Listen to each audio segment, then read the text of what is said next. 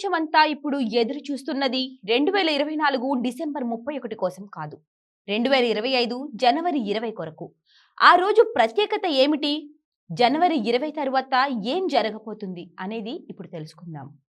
America విశ్వవిద్యాలయాలు, కళాశాలలు తమ అంతర్జాతీయ విద్యార్థులు, పరిశోధకులు, అధ్యాపకులకు ప్రయాణ సలహాలు జారీ చేస్తున్నాయి.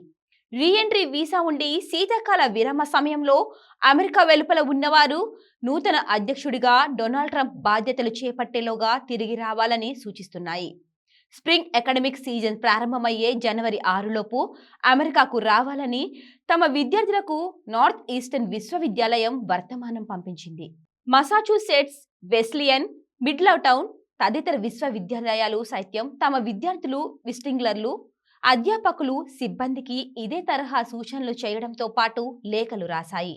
ట్రంప్ బాధ్యతలు చేపట్టాక ఇమ్మిగ్రేషన్కు సంబంధించి ఎలాంటి ఆంక్షలు అమల్లోకి వస్తాయో అని వర్సిటీలు ఈ జాగ్రత్త పడుతున్నాయి. 2017లో ట్రంప్ మొదటిసారి అధికారంలోకి వచ్చిన కొద్ది రోజులలోనే అమెరికాకు తిరిగి వచ్చే అంతర్జాతీయ విద్యార్థులు, ఇతరులపై కొన్ని ఆంక్షలు విధించారు. ఇరాన్ సహా 7 ముస్లిం మెజారిటీ దేశాల ప్రయాణికులపై తాత్కాలిక నిషేధం ప్రకటించారు. అమెరికాలోకి ప్రవేశించడం ఆలస్యమయ్యేలా నిబంధనలు అమల్లోకి తెచ్చారు.